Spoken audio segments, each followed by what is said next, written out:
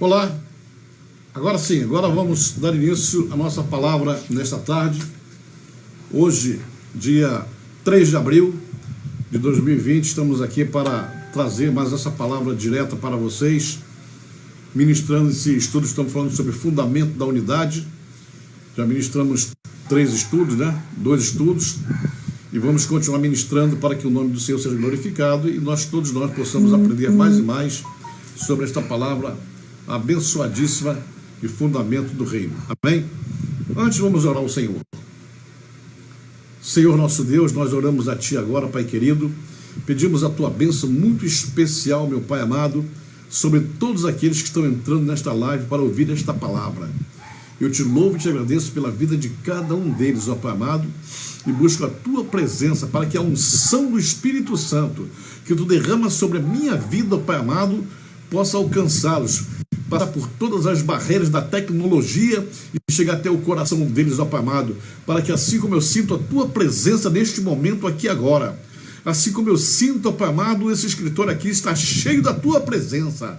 Eu quero que no lugar onde eles estiverem, em suas casas, seu escritório, seu trabalho, seu carro, onde estiverem, sejam abençoados também, e que esta unção, Pai amado, possa atravessar essas ondas informáticas, Pai amado, e chegar no coração deles e aos seus lares também. Eu peço a Tua bênção e que Teu Espírito Santo, Pai amado, possa nos iluminar e abrir os corações para que possam entender e ouvir a Tua palavra, aumentando o temor de Ti, ó Pai amado, e estando em Tua presença. Muito obrigado pelo Teu amor e pela Tua bondade, Pai, e que toda a honra e toda a glória dessa transmissão, antecipadamente, eu já Te ofereço, Pai, para que o Teu nome seja exaltado em todas as circunstâncias, em nome do Senhor Jesus. Amém. Glória a Deus. Neuzeli também, Neuzeli, que bênção você por aí, Neuzeli. Neuzeli Riscado, Deus te abençoe, minha filha, poderosamente. Bênção maravilhosa, ovelha abençoada ela. Tânia Celestino também, graças a Deus. Palavra do dia. Não haja divisões. Vamos ler o texto de Efésios 4, versículo 4 a 6. Há somente um corpo e um espírito, como também fostes chamados numa só esperança da vossa vocação. Há um só Senhor, uma só fé, um só batismo, um só Deus e Pai de todos, o qual é sobre todos, age por meio de todos e está em todos. Olha que palavra tremenda essa que o apóstolo Paulo deu para os irmãos de Éfeso. Tudo que ele fala aqui, toda a expressão do versículo, toda a profundidade do versículo, falando de unidade, um só Deus, uma só fé, um só batismo, uma só esperança, uma só vocação. Deus é um em todos e age por meio de todos e está em todos. Ele não age numa parte, ele não age num grupo, ele não age em alguns, ele age em todos. E nós precisamos entender isso. Às vezes notamos em certas igrejas que alguns cristãos, alguns obreiros se sentem privilegiados acima de outros irmãos e acham que eles são mais usados do que aqueles que estão abaixo deles. Na verdade, a manifestação da glória de Deus, a manifestação da presença de Deus, do conhecimento de Deus, da revelação de Deus, do rema de Deus, ele mesmo diz que ele coloca, Paulo explica isso, ele coloca em vasos de barro, para que a excelência do poder seja dele e não nossa. Ou seja, por mais intelectual que você seja, por mais estudioso que você seja, por mais conhecedor da palavra que você seja, Deus tem dia que ele vai te usar quando ele quiser, e no dia que ele não quiser, ele vai usar uma pessoa que tem muito menos conhecimento que você e vai manifestar a glória dele através daquela pessoa. Porque, na verdade, ele é um e age em todos, através de todos e está em todos. Ou seja, com o Senhor, não há esse é melhor, aquele é pior, aquele é mais ou menos, aquele é assim, não. Ele age em todos. Por isso Paulo fala que todos nós somos vasos de barro, vasos assim fracos, vasos que podem se rachar a qualquer tempo, quebrar a qualquer tempo, e por isso a excelência, a grandeza do poder pertence sempre a ele. Se você pregar uma mensagem muito bonita na sua igreja, ainda que as pessoas batam palma para você, te aplaudam, fique certo de que você só pregou uma grande mensagem porque ele estava agindo em você. Não você, pelo seu intelecto, pelo seu conhecimento, nada disso. Era ele que estava agindo em você. Então, Deus, número 1, Deus não admite, isso é verdadeiro, é radical. Deus não admite nenhum tipo de divisão dentro da igreja. Deus, vou repetir, Deus não admite nenhum tipo de divisão dentro da igreja.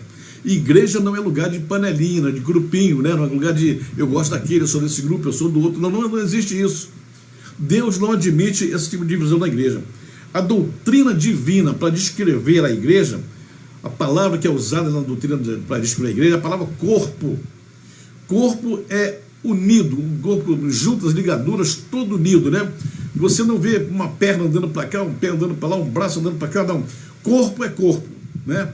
E às vezes, se uma parte do corpo está ferida, está enferma, está machucada, tropeçou, machucou o dedão do pé, você não vai arrancar o dedão e jogar fora. Você vai continuar vivendo, vai continuar andando, caminhando, com o seu corpo cheio de saúde, porém com um dedo machucado, com um dedo ferido. Você vai continuar levando o seu dedo para você estiver aqui com ele mesmo, ele doendo, vai mancando, mas vai. Ou seja, o corpo não se separa.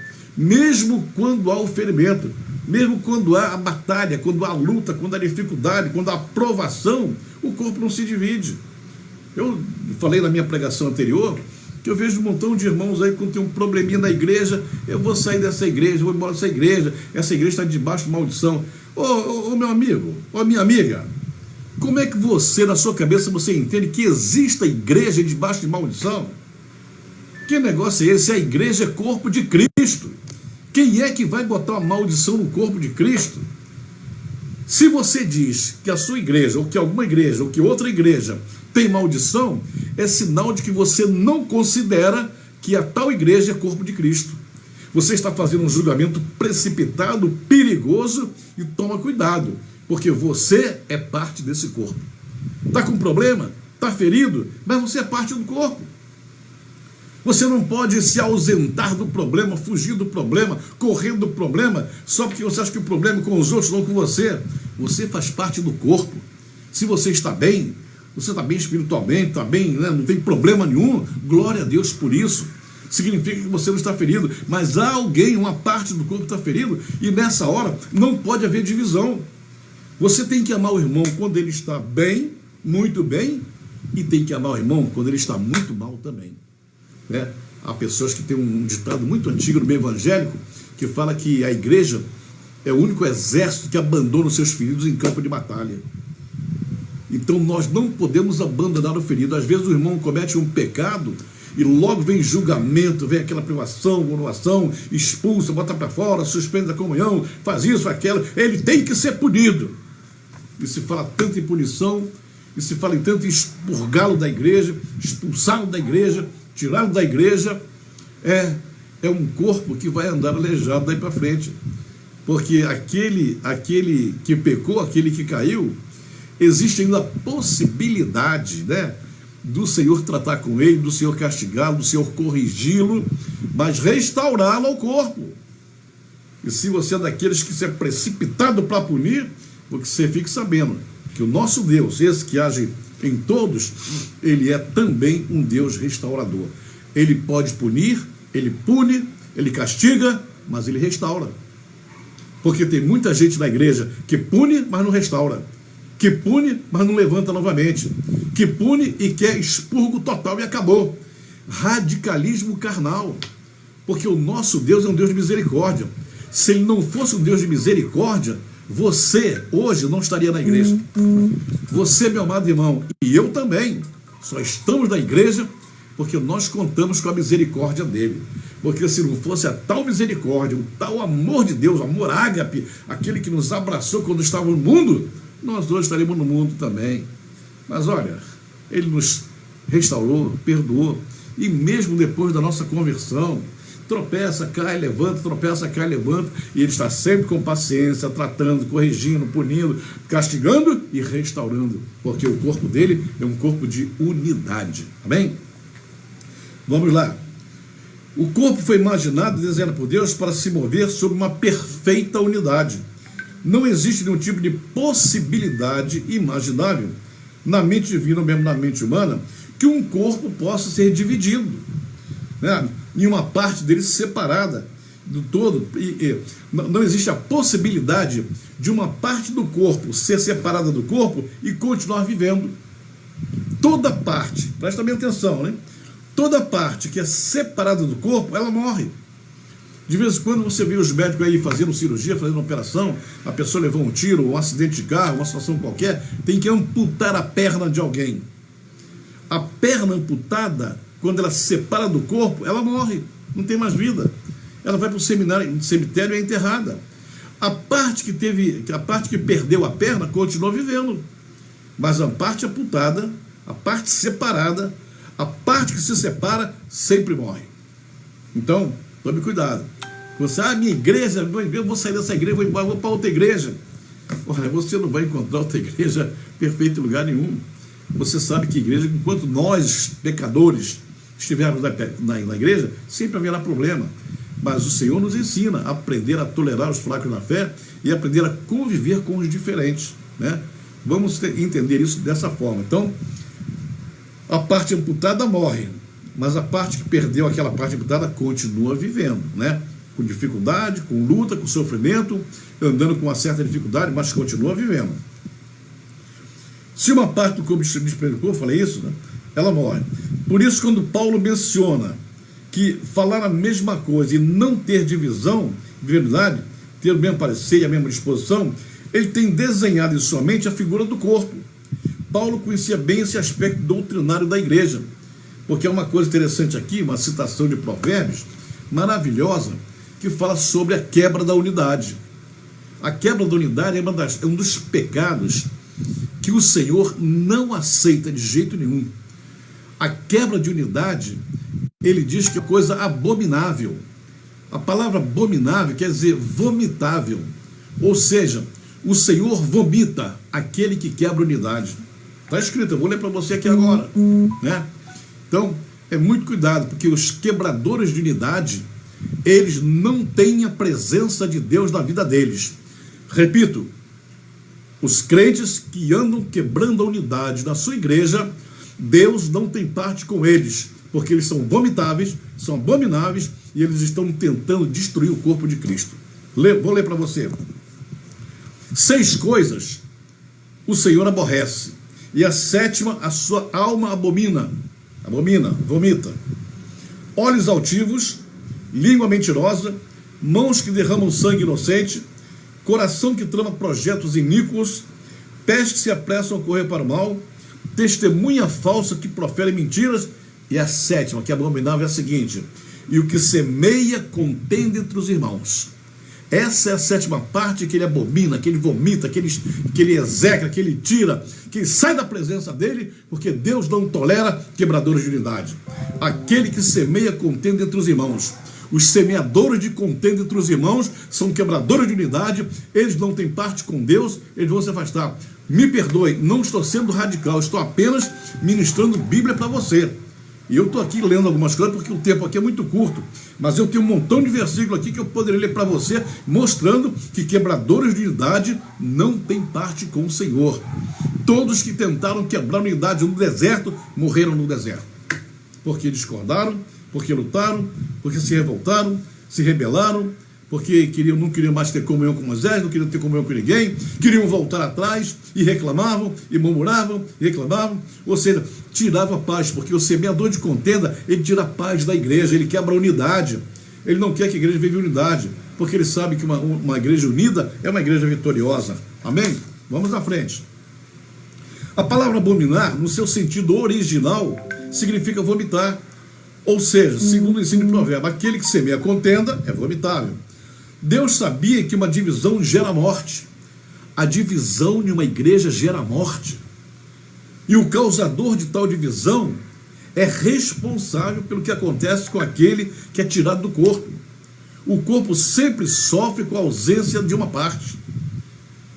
Uma pessoa que tem uma perna amputada, ele vai continuar vivendo, mas vai caminhar com dificuldade. Uma igreja que comete, que permite a injustiça, a contenda entre os irmãos, que permita que o quebrador de unidades viva dentro da igreja, essa igreja, ela vai caminhar capengando. Ela vai caminhar, com certeza vai caminhar, mas vai caminhar mancando. Porque uma parte do corpo não está ali para apoiar, para ajudar. Vai haver luta, dificuldade, sofrimento.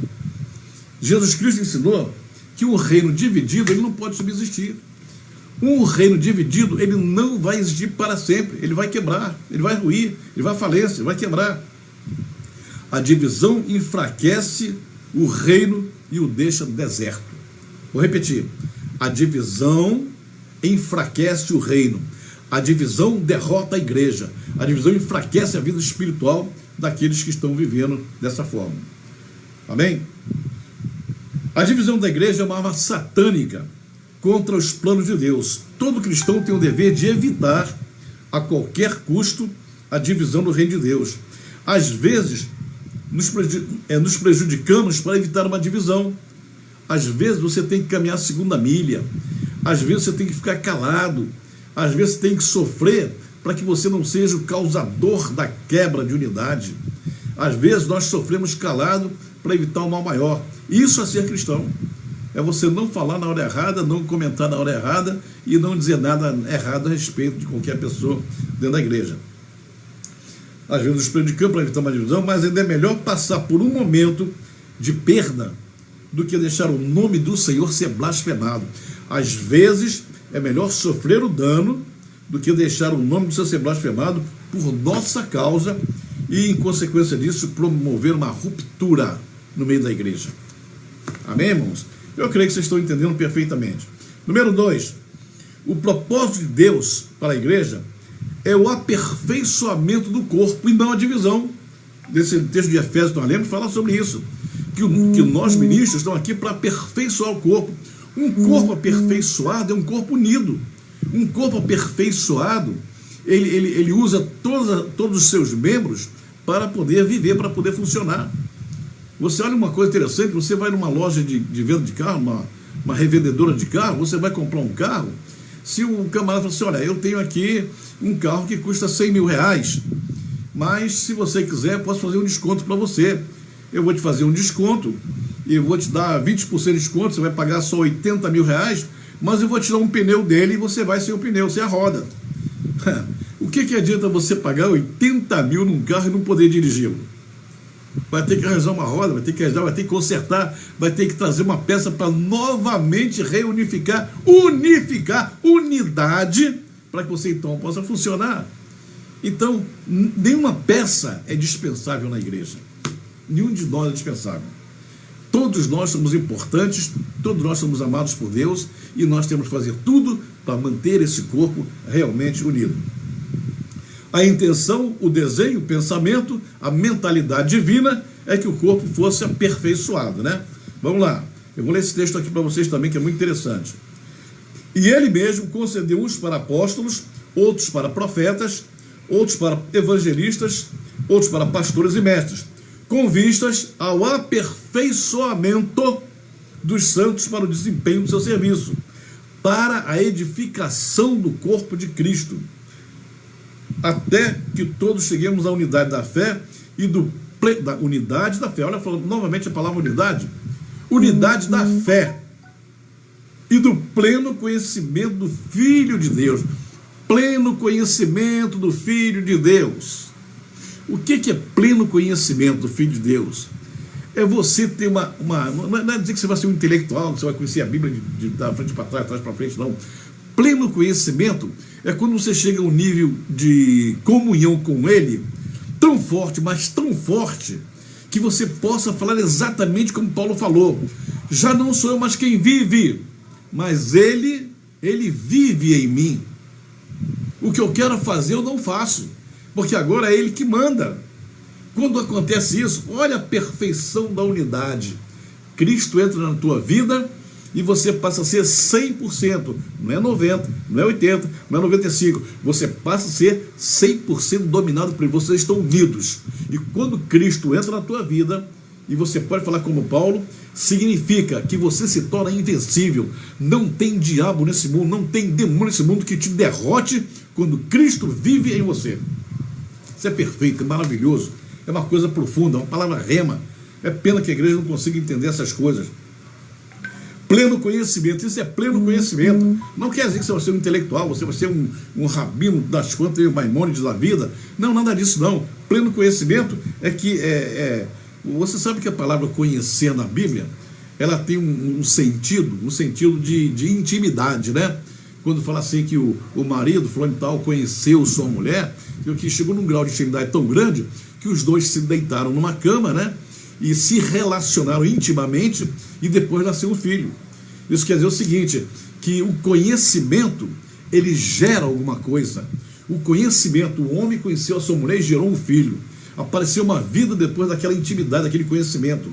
Quando se fala conhecimento entre nós e Cristo, conhecer a plenitude, ou seja, a perfeição chegou. Cristo olhou para a nossa vida e chegou de tal maneira que se uniu com a gente de tal maneira que ele passou a viver em nós, e a nossa vida agora depende 100% dele, é ele que dá as ordens, ele que fala. Significa que dessa unidade vai surgir alguma coisa, vai gerar vida, vai gerar ministério, vai gerar propósito, vai gerar vitória, vai gerar prosperidade, vai gerar felicidade, vai gerar saúde, vai gerar, enfim, tudo o que você quiser. A unidade, olha o que Deus falou lá em Babel, quando o pessoal estava unido, embora fosse unido contra ele. Eis que agora o povo é como se fosse um só homem. A partir de agora, nada mais será impossível para eles. E eles estavam falando de inimigos, né? Agora imagine o povo de Deus unido.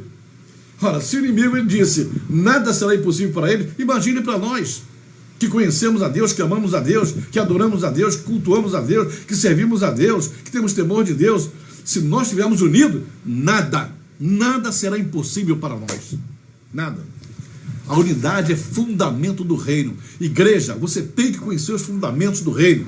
Se você quer ter uma vida espiritual abençoada, próspera, tranquila, perfeita, na presença de Deus, você tem que se aprofundar no fundamento do reino, para você saber como é que é, onde a igreja está estabelecida.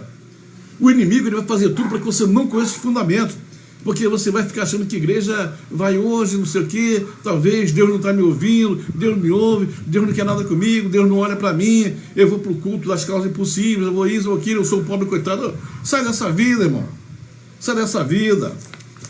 João capítulo 1, versículo 12,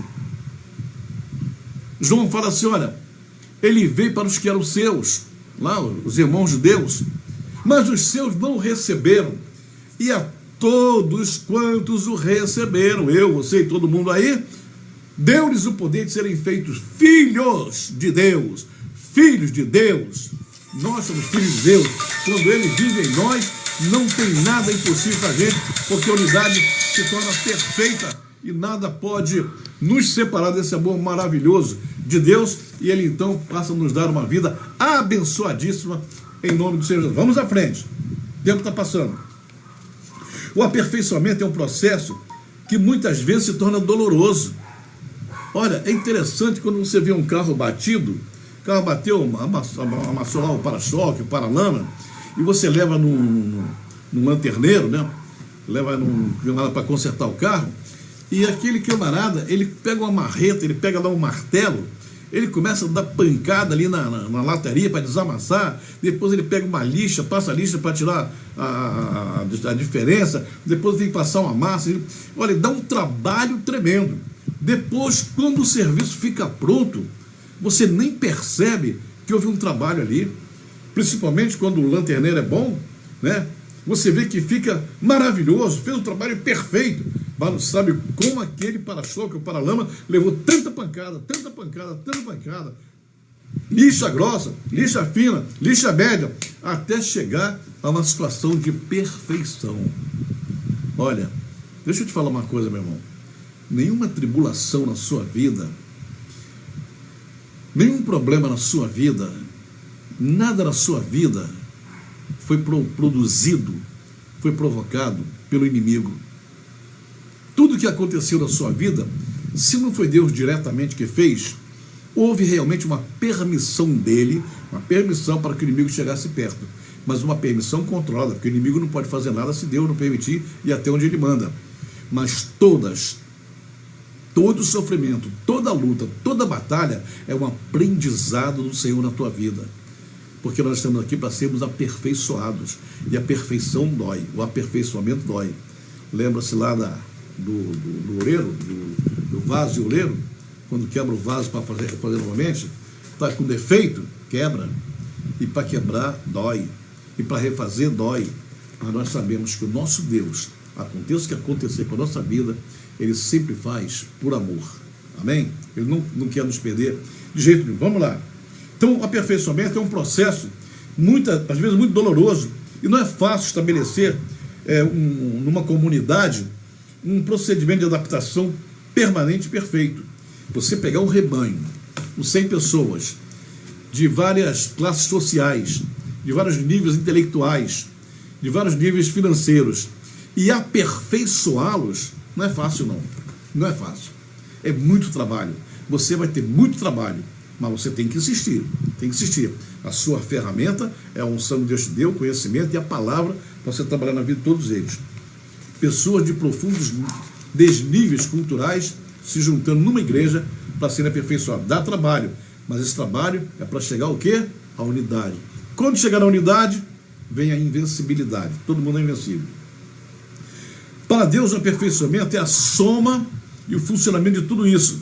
Se a mínima possibilidade de um membro do corpo agir contrário ao outro. Ou seja, quando eu falei do carro que vai para o lanterneiro, se o carro é da cor branca, ou preto, ou vermelho, azul, sei lá qual for a cor, ele tem que, naquela parte trabalhada, naquela parte lanternada, naquela parte que ele consertou, ele tem que botar o mesmo padrão de tinta do carro todo. Ele tem que botar a mesma cor para que não haja diferença. Então, quando a igreja é aperfeiçoada, tem uma só cor, tem uma só matiz, tem uma só visibilidade, tudo é perfeito porque tem que ser perfeito, né? Então, não é fácil fazer essa perfeição com pessoas. É difícil, mas não é impossível. Se Deus falou que pode fazer, tem que fazer. Amém? Então, vamos lá. Quando Paulo falou no contexto de Corinto sobre funcionalidade, olha que Corinto, você sabe que era uma igreja onde havia abundância de dons espirituais, né? Talvez no Novo Testamento a igreja que mais tivesse dons espirituais. Ainda hoje, quando nós queremos estudar sobre dons espirituais, nós pegamos muita coisa do apóstolo Paulo que ele falou para Corinto, porque era uma igreja abundante dos dons. Porém, era uma igreja cheia de problemas. Como é que pode, né? Uma igreja tão espiritual, tão cheia de problemas, uma igreja tão abençoada e tão cheia de problemas, uma igreja com uma excelente visibilidade, né? Lá, Corinto era um porto, tinha muita gente de fora que vinha, um estrangeiro, uma visibilidade tremenda, cheia de problemas. O que acontece com isso? Você já percebeu que a igreja de Corinto tinha os melhores mestres do Novo Testamento? Pedro ministrava lá, Paulo ministrava lá, Apolo ministrava lá, Lucas ministrava lá, os apóstolos, a nata dos apóstolos da igreja primitiva, a nata ministrava lá. Só tinha fera, só tinha mestre, né? Tremendo mestre. E por que esse pessoal tinha essa dificuldade? Eu sou do grupo de Paulo, que Paulo prega melhor do que Pedro. Aí o outro disse, não, mas eu gosto mais de Pedro, porque Pedro é mais espiritual do que Paulo. Não, mas eu prefiro Apolo, que nem é lá, nem é cá. Eu prefiro o outro. Não, eu não sou nem de Paulo, nem de Pedro, eu sou de Jesus Cristo e acabou. Ou seja, uma igreja com um montão de panelinha. Essa aqui é a verdade. Panela para todo lado. Ou seja, a igreja de Corinto abundava nos dons espirituais, mas não entendia o que era o fundamento da unidade. Todo mundo que pastoreou lá, passou por essa igreja, teve problema. Paulo mesmo foi um deles, né? Teve um dia que ele se cimou de ir embora, se cimou de sair, de se mandar, nunca mais voltar lá. Se Deus não fala com ele, ia embora mesmo. Aí ele disse, não, você fica aí que eu tenho muito povo nessa cidade. E ele ficou lá. Então, temos que entender isso. Não adianta você ter uma igreja que fala língua estranha, pula daqui, pula dali, canta bem, canta isso, canta aquilo, né? Vamos fazer o reteté, vamos rebolar, vamos dançar, vamos girar, vamos não sei o que e tal. Daqui a pouco o culto era para acabar 9 horas, acaba meia-noite. Ih, puxa vida, o fogo caiu até meia-noite. A gente queria parar, mas o Espírito Santo não deixava. Oh, meu Deus do céu. Ainda hoje, em pleno século XXI, ainda tem pastores fazendo isso. Ainda tem pastores que acham que o emocionalismo supera a espiritualidade. É impossível o emocionalismo superar a espiritualidade. Porque quando nós formos para a vida eterna, as nossas emoções carnais ficam aqui. Nós vamos ser pessoas realmente espirituais. Porque a palavra é muito clara, que diz que aquele que anda no Espírito, esse é filho de Deus. Não é aquele que anda na emoção. Eu estou sentindo aqui uma tremedeira, eu estou sentindo aqui o calor. Né? Você tem que sentir aqui o conhecimento da palavra e colocar aqui no coração, né? Esconder a palavra no coração. Escondi a tua palavra no meu coração para não pecar contra ti. É a palavra que te defende, é a palavra que te protege, é a palavra que cria uma barreira entre você e o mundo. Ou seja, escondi, meu Pai, a tua palavra no meu coração para não me contaminar com o mundo e pecar contra ti. A palavra está aqui me protegendo, Senhor. Não é emoção, não, é palavra mesmo. Amém? Vamos lá. Eu tenho um texto aqui para ler para vocês, de Efésios do 11 ao 16. É interessante, presta bem atenção nesse texto. Eu vou só pular aqui a parte que eu já li até o 6, vou passar para frente. Para que não sejamos mais meninos, agitados de um lado para o outro, levados ao redor de todo o vento de doutrina, pela artimanha dos homens, pela astúcia que induzem ao erro, mas seguindo a verdade em amor, cresçamos em tudo naquele que é a cabeça, Cristo, de quem todo o corpo, bem ajustado e consolidado pelo auxílio de toda a junta, segundo a justa cooperação de cada parte, efetua o seu próprio aumento para a edificação de si mesmo em amor. O corpo unido, ele promove o aumento, ele promove o seu próprio aumento quando ele está unido. Que coisa interessante, que coisa maravilhosa. A unidade promove crescimento. No domingo agora, domingo da nossa mensagem de domingo, e vou mostrar uma coisa para você sobre unidade, que a unidade atrai até prosperidade. Então, na mensagem do domingo que vem, a unidade, até prosperidade material ela traz para a nossa vida. Que coisa maravilhosa, que coisa tremenda. Você sabe que o pessoal lá em Babel, eles estavam construindo uma torre. Você já parou para pensar que naquela ocasião, naquele tempo, naquela cultura, ninguém fazia torre, ninguém fazia edifício, e de repente tiveram uma ideia de fazer um prédio vertical, e realmente produzir um negócio muito grande, porque a verdade, eles não queriam fazer uma torre que fosse chegar lá onde Deus está, não era nada disso. Eles queriam fazer uma torre que fosse símbolo de governo, de autoridade, uma torre que fosse símbolo de governar todo mundo. Eles queriam que todo mundo servisse a eles. Eles tinham uma ideia muito inteligente, pena que era contra o Senhor. Então, a unidade, ela faz isso, ela efetua o seu próprio aumento para edificação. Então, meu irmão, se você é desses crentes, que você ama o fundamento da unidade, que se você trabalha na sua igreja para manter a sua igreja unida, seus irmãos unidos, sua família unida, seus companheiros trabalhando, se você ama a unidade, entende que Deus só age na unidade, significa que você vai ser uma pessoa que vai ter crescimento espiritual, material, emocional, tudo de bom acontece com você, porque você entende o que é a unidade. Maravilha isso. Vamos lá. Entenda agora porque Deus não pode nenhuma hipótese, aceitar a divisão no corpo. Vou te explicar aqui agora. Nossa hora está passando.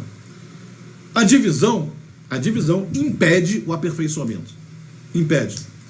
Você imagina o lanterneiro, vamos voltar para o lanterneiro, está trabalhando a peça lá que está amassada. E de repente chega um companheiro dele assim, não faz assim não, assim vai ser ruim, faz de outra maneira, faz desse jeito. Começam a fazer, não, mas eu falo assim, os dois começam a discutir, e quando os dois começam achando que a opinião de um vale mais do que a de outro, o serviço para. O serviço para, e vai ter que chegar uma terceira pessoa, talvez o patrão, o dono, o chefe, sei lá quem, vai chegar lá para tentar apaziguar e fazer alguma coisa, porque um estava fazendo o serviço direitinho, o outro achou que não era daquele jeito. E quantas vezes acontece isso na igreja, né? Quantas vezes acontece do pastor pregar uma mensagem maravilhosa, ele prega durante 40 minutos, 39 minutos, pura bênção. Aí, no minuto final, ele diz uma palavra que desagrada a alguém. Você sabe que a pessoa, quando quebra a unidade, ele só escuta a última palavra que ele não gostou. As 39 que foram de bênçãos, ele esquece. Mas aquela que desagradou, Como ele já tem um coração crítico, um coração de quebrador de unidade, ele só pega aquela que ele pode usar contra o pastor. Isso aí chama-se quebrador de unidade. Canta-se um período de louvor muito bom, 40, 50, 1 hora de louvor na igreja, tudo maravilhoso. De repente canta o hino e de repente o cantor, o vocal, o instrumentista comete um erro e atrapalha tudo. E de repente vem alguém para dizer que o louvor não valeu a pena, que o louvor foi ruim, que o louvor foi carnal, que o pessoal não está santo, que o pessoal isso, aquilo, começa a criticar. Quebradores de unidade. Eles, em vez de orar, em vez de ajudar, em vez de levantar, em vez de botar para cima, eles vão lá e querem fazer o que não devem fazer de jeito nenhum. Então, nós precisamos entender isso. A divisão impede o aperfeiçoamento, né? Segundo, a imperfeição impede o serviço. A divisão impede o aperfeiçoamento. E a imperfeição impede o serviço. Ou seja, a divisão impede o aperfeiçoamento. Não sendo aperfeiçoado, também vai impedir o serviço que deveria ter. A ausência ou a distorção do serviço impede a edificação. Olha como é que uma coisa vai atrapalhando outra. Havendo imperfeição, vai impedir o serviço. Não havendo serviço, vai impedir a edificação. Sem edificação, nunca se chega à unidade. O que leva à unidade é a edificação. Sem a unidade da fé, não se chega ao pleno conhecimento de Cristo. Sem o conhecimento de Cristo, não se chega à perfeita varonilidade. Sem a perfeita varonilidade, nunca chegaremos à medida da estatura da plenitude de Cristo. Uma só coisa no começo vai impedindo todas as outras. Todas vão ser impedidas. Você vai ler, vou mandar esse estudo para vocês, que impresso, você vai ler, não precisa anotar nada não, que você vai ler tudinho. Então, quando tropeça na primeira, vai tropeçar em todas as outras, né? Às vezes nós olhamos, irmãos, que tem pessoas que são chamadas pelo Senhor, tem ministério, Deus chama, mas de repente ele começa, em vez de cumprir o seu ministério, em vez de pedir a Deus orientação para o seu ministério, para a sua palavra, Senhor, como devo agir, como devo fazer, ele olha para o vizinho, ele olha para o amigo, começa a imitar os outros. E ministério de imitação não existe. Deus nunca chamou ninguém para ser imitador. Deus nos chama com um propósito definido. Eu não posso fazer igual aquele, não posso fazer igual ao outro. Nós vamos fazer o nosso culto agora igual ao da Igreja Universal. Olha, a Igreja Universal é a Igreja Universal. A Assembleia de Deus é a Assembleia de Deus. O Evangelho pleno é o Evangelho pleno, né? Cada igreja é uma igreja. Porque, na verdade, a Bíblia fala da multiforme graça de Deus. Olha, aquela unção da Universal foi dada para um bispo chamado Edir Macedo. Aquela bênção, né, a prosperidade, o crescimento dele, foi dado para ele. Você vai imitar para ser igual a ele, você nunca vai chegar a ser igual a ele. Você é único, você é diferente, você foi chamado pelo seu nome. Você foi chamado desde o ventre da sua mãe. Você, quando estava em formação, o Senhor já tinha te designado, né? Eu expliquei isso outro dia no estudo que nós demos aqui para os nossos líderes, né? A pessoa tem que ser escolhida, tem que ser chamada, tem que ser ativada. Escolhida é quando está na barriga da mãe, já está escolhido. Deus já tem, a Bíblia diz que os teus dias estão todos contados pelo Senhor, já programou a tua vida. Aí depois que você vem para o mundo, você não vai para a igreja, fica no mundo, pecando e tal, mas vai chegar um dia da chamada, o chamado vai acontecer. Você já é um escolhido, agora é chamado. Fulano, chegou a sua hora, vem. Ele vai fazer isso. E quando Deus chama, você vai, né? De vez em quando eu escuto umas pessoas falar assim, fulano é chamado, mas ele não quer obedecer. Não quer obedecer? Irmãos, não fala um negócio desse. Todas as pessoas que Deus chama, ou vai por bem, ou vai por mal. Mas que vai, com certeza. Qual é o cristão, qual é o mortal, qual é o pecador que vai dizer assim para Deus, o Senhor me chamou, mas eu não estou afim de ir. E daí? Vai pela orelha, vai pelo nariz, vai agarrado, vai forçado, mas vai. Se lembra de Jonas? Tentou dar uma dessas, não, mandou ir para lá, eu vou para cá, vai. Você vai para onde eu quiser, irmão. Você faz o que eu quero. Amém? Então, e depois que é chamado, aí vai esperar o dia da ativação. Quando vier da ativação, agora começa. Aí você começa a servir ao Senhor. Vamos lá. Se essas coisas não ocorrerem, isso que eu acabei de falar aqui agora, não ocorrerem conforme a vontade divina, continuaremos, como explica a sequência do texto, sendo infantis da vida, para que não sejamos mais meninos inconstantes. Olha, é uma coisa dura que eu vou falar aqui agora, sabe? Mas você, olhando assim, no geral, você ainda vê obreiros, ministros, que se comportam no ministério como meninos inconstantes. Meninos inconstantes que só vê dificuldade, só vê luta. Meu Deus, você manda um pastor para um determinado bairro, uma determinada cidade. Não, a coisa aqui é difícil, aqui a cidade é muito pecadora, aqui é isso. Meu amigo, companheiro, todo o povo da terra é difícil. Qualquer outra terra que você... Me diga um lugar fácil para pregar o evangelho.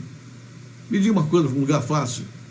O lugar mais fácil para se pregar o evangelho, que até hoje eu pensei sobre isso, eu sempre falei isso quando dava aula de evangelismo lá no seminário. O lugar mais fácil para você pregar o evangelho é no inferno. Lá é fácil, lá só tem pecador. Lá você abre um montão de igreja. Até no céu é difícil. Se Deus um dia arrebatar você, levar lá no paraíso e mandar pregar, tu não vai ganhar ninguém, já está todo mundo convertido. Quer lugar fácil? Vai para o inferno, lá é fácil. Tu vai fazer uma pregação, quem quer sair daqui? Quem quer para a vida eterna? Quem quer sair desse sofrimento para os braços do Senhor? Todo mundo vai querer. Agora, o lugar onde você está, se Deus te colocou aí, é porque teu chamado é aí. Não tem nada difícil, coisa nenhuma não. Está se intimidando porque o povo é pobre, o povo é miserável. Você que enxerga dessa maneira. Ninguém falou isso para você, ninguém disse isso para você. Você que gerou isso no seu coração, está usando isso para justificar as impossibilidades que você tem no ministério. Porque se você é homem de Deus, você avança, passa pelo obstáculo, vai em frente, é vitorioso e vai conseguir vitória no seu ministério. Porque Deus nunca nos chama para derrota. Toda vez que Deus chama um obreiro, é para vitória. Vitória. Então, deixa de ser menino, aprende o que é a unidade no corpo e vai em frente, porque Deus vai te abençoar. Unidade com Ele, Ele vai te levantar, te levar e fazer você andar de vitória em vitória. Amém? Não seja menino inconstante. Como eu falei aqui, nosso comportamento será sempre de criança agitada, de um lado para o outro, e levados ao redor por todo o vento de doutrina. Olha, eu não queria tocar nesse assunto, mas eu vou falar. Às vezes você está no ministério, numa rede como a nossa, rede apostólica, todo mundo sabe aqui que eu dou estudo para todo mundo, dou apostila, dou livro, o que eu posso fazer pela palavra eu faço, né? Como agora mesmo, eu ministro aqui, depois eu mando o estudo, né? De vez em quando alguém da nossa igreja vai no outro ministério, vai lá na Lagoinha em Belo Horizonte, vai lá no Senhor em Brasília, vai no Senhor em Paraná, vai no Gideon, você quer ver uma coisa boa lá, quer introduzir aqui. Aquilo que está lá é deles. A bênção da Lagoinha é a bênção da Lagoinha. A bênção dos Gideões é a bênção dos Gideões. Não adianta você querer trazer lá para enfiar aqui, porque não vai dar certo. Aqui a palavra dada é outra. Então, não adianta você pensar que você pode pegar daqui, dali, que lá. Você vê uma coisa boa, pega. Vê uma coisa boa, pega. Daqui a pouco você não sabe mais o que é bom, o que é ruim, o que funciona, o que não funciona. Então, pergunta a Deus o que é que você tem que fazer, que Ele vai te dizer. E se você fizer o que manda, você vai ser um grande pastor, um grande apóstolo, um grande profeta nessa terra, com certeza. Vamos acelerar aqui. E tem muita coisa para falar aqui ainda. Você já reparou o tamanho do prejuízo da igreja por causa das divisões causadas por pessoas que não têm o conhecimento, aquele pleno conhecimento que eu falei? É muita coisa, né? Vamos pular para o número 3 aqui por causa do horário. A igreja de Corinto não vivia a doutrina do corpo e por isso produzia divisões. Nós explicamos aqui sobre a igreja de Corinto, não precisamos mais falar, né? Vamos andar um pouquinho mais à frente. Era surpreendente a quantidade e a revelação dos dons espirituais na igreja de Corinto. Era realmente uma coisa maravilhosa. Era de se esperar que uma igreja que fosse abundante nos dons fosse inteiramente unida em torno dos propósitos divinos e serviço de exemplo para os irmãos de outras regiões. Mas o que se viu em Corinto era um total desastre em matéria de divisões, de comunhão, de coinonia, né? Então Paulo, né, ele foi onde ele falou aqui lá em 1 Coríntios capítulo 10, não haja divisão entre vós, né? Nós temos que ser unidos, falar a mesma linguagem, não tem 3 linguagens, 4 linguagens na igreja, falar a mesma linguagem, não pode haver divisão, sejamos unidos, né? Inteiramente unidos. Então, eles eram maduros nos dons espirituais. Isso é, sabiam como buscar e receber os dons, mas eram infantis da visão, no propósito do uso desses dons. Havia muitos absurdos na igreja de Corinto, como todo mundo sabe, né? Ciúme, briga, né? Provocava essas divisões. Cada um queria ser mais do que o outro, né? Meu grupo é melhor do que o seu, eu sou mais espiritual, eu sou mais isso, sou mais aquilo, né? Na verdade, era um bando de crianças, só isso. Eram meninos, né? Levados por todo vento de doutrina, né? Uma igreja carnal não se aprofunda nas coisas do Espírito. Uma igreja carnal, ela não se aprofunda nas coisas do Espírito. É uma igreja infantil. Eu não estou dizendo que o carnal, que ele vai para o inferno, ele é pecador, não. A palavra carnal na Bíblia tem um sentido interessante. Quando Paulo fala dos crentes carnais, ele não está falando de pecadores, né, que estão perdidos, vão para o inferno, não. Ele está falando de pessoas que não cresceram, que não amadureceram. Eles deveriam estar vivendo no Espírito, mas ainda vivem na carne. Ainda vivem na razão, na lógica, no humanismo, né? Se acontecer uma batida de carro, ou se ele tropeçar no chão, se ele cair, foi o diabo que fez isso comigo, tal, o diabo está me perseguindo, o diabo está furioso comigo. Olha, esse negócio de crente falar que o diabo está furioso com ele, de vez em quando eu pergunto, o que você faz de importante para o reino, para o diabo estar furioso contigo? Qual é a magnitude do teu ministério para você incomodar o inimigo? São as coisas bobas que a gente vê por aí. Então presta atenção. Você tem que entender que aqui na Terra nós temos que passar por várias situações. A Bíblia diz que o sol, a chuva vem para o justo e para o injusto, né? O coronavírus, ele não vai atacar os ateus, não. Ele não vai atacar os espíritas, não. O coronavírus está atacando o evangélico, católico, espírita, muçulmano, ateu, todo tipo de gente. É para todo mundo. A má atitude dos irmãos de Corinto, a má atitude deles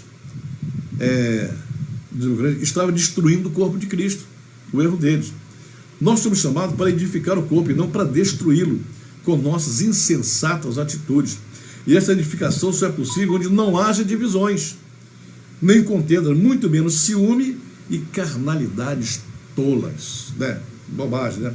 O modelo carnal de igreja desenvolvido em Corinto nos deixa 3 meditações básicas.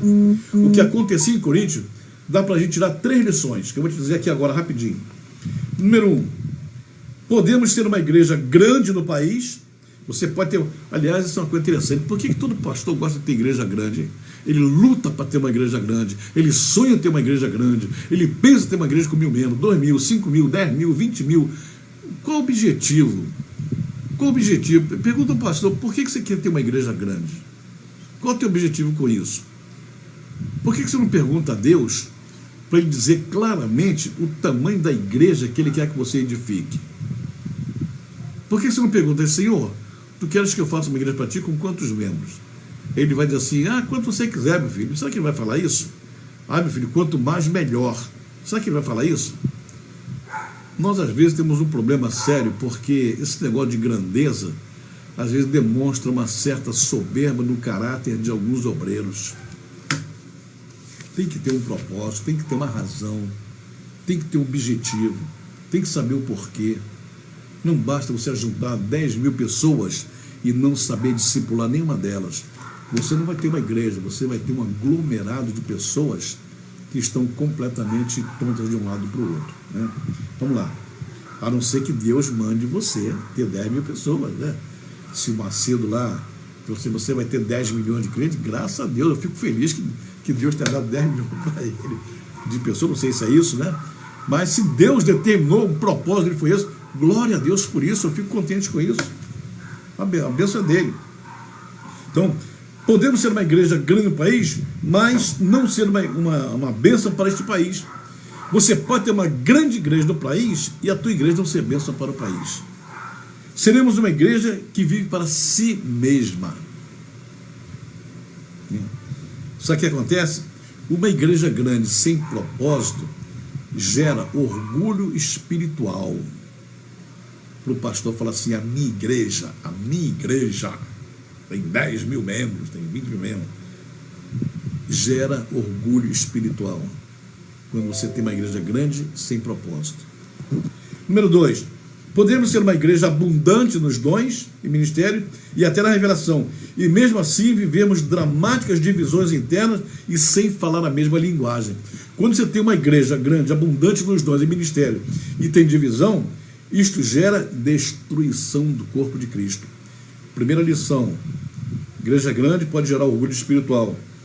A igreja sem propósito, né, dividida, gera destruição do corpo de Cristo.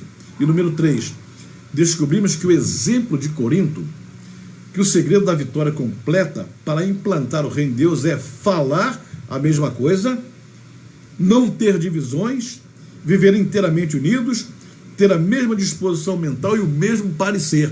Vou repetir. Descobrimos, com o exemplo de Corinto, que o segredo da vitória completa, para implantar o reino de Deus, você tem que ter essas 5 coisas, né?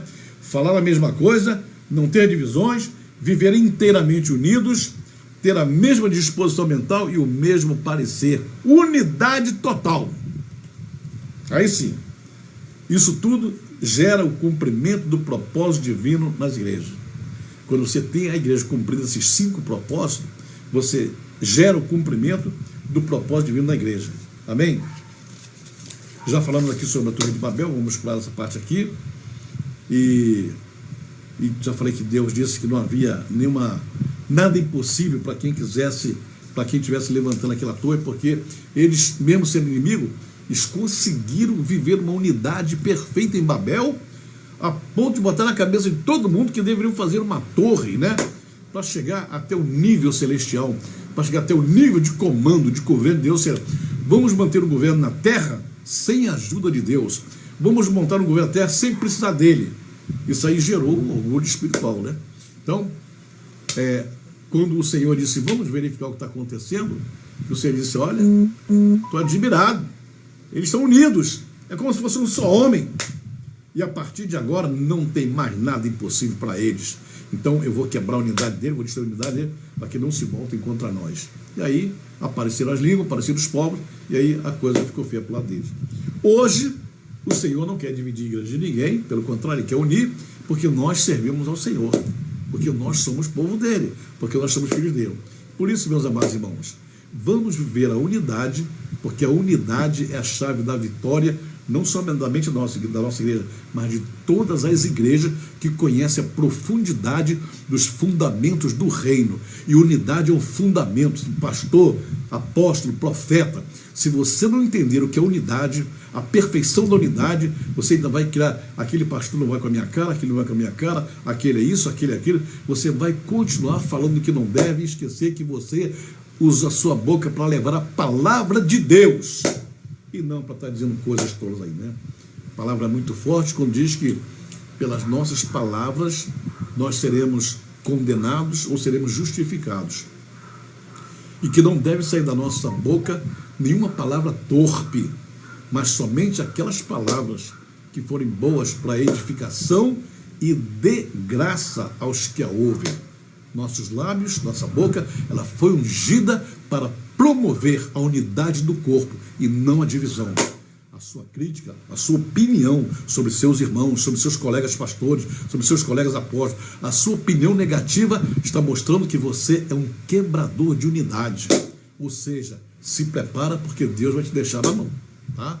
Então, aprenda que a unidade, ela não é uma sugestão de Deus, ela é uma imposição divina, ela é uma ordem divina. E Deus, quando ordena, a gente cumpre, obedece. Amém? Meus irmãos, o tempo acabou. Daqui a pouco já vou estar liberando essa palavra aqui, estou no computador aqui, já vou liberar essa palavra para todo mundo aí, para vocês já estudarem. Agora vocês vão ter o capítulo 1, capítulo 2 e capítulo 3. Se Deus quiser, domingo às 10 horas da manhã, vamos ter o capítulo 4. Amém? Quando você estiver assistindo aqui ou lá no YouTube, dá um like lá, né, e se inscreva no canal também. Eu queria que você se inscrevesse aqui no meu canal, porque eu preciso aumentar aqui o número de inscritos, né, segundo o que o Cláudio me orientou, para poder conseguir mais alguma coisa aí. Então, vamos se inscrever no canal para ser uma bênção para essa nossa transmissão. Amém? Estou vendo aqui a pastora Tânia Bandeira, Deus abençoe, a Nilza. Vamos orar e louvar e agradecer a Deus em nome do Senhor Jesus.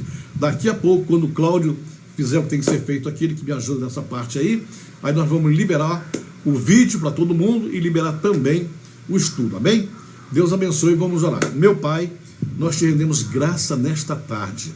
Mais uma vez, Pai, falei aquilo que Teu Espírito Santo tem me determinado para abrir a minha boca e ministrar unidade. Tu disseste para mim, eu quero que a tua boca ministre fundamento da unidade. Este povo tem que entender o que eu quero em matéria de unidade. Quando eles estiverem unidos, eu vou liberar vitórias e mais vitórias. Foi a palavra profética que tu depositaste no meu espírito, Pai. E eu estou obedecendo conforme tu me ensinaste, me orientaste. Me fundamento da unidade, igreja unida. Igreja unida é igreja invencível. Quando nós estamos unidos, nos tornamos invencíveis. Portanto, Pai, que a tua bênção, a tua unção, uma unção de unidade venha sobre a vida de todos os obreiros que estão me ouvindo aqui agora. Seja qual for a igreja, que venha sobre eles uma unção de unidade para que reconheçam e entendam o fundamento da unidade. Eu abençoo cada um deles. Cada pessoa que assistiu esse vídeo, que assistiu essa palavra, eu abençoo a tua vida agora e profetizo que o Espírito Santo vai trabalhar no teu coração, na tua mente e vai te aprofundar nas revelações do Eterno. Que Deus te abençoe ricamente em nome de nosso Senhor Jesus Cristo. Deus abençoe a todos, um grande abraço e até domingo, 10 horas da manhã, em nome do Senhor Jesus. Um beijo para todos. Amém, amém.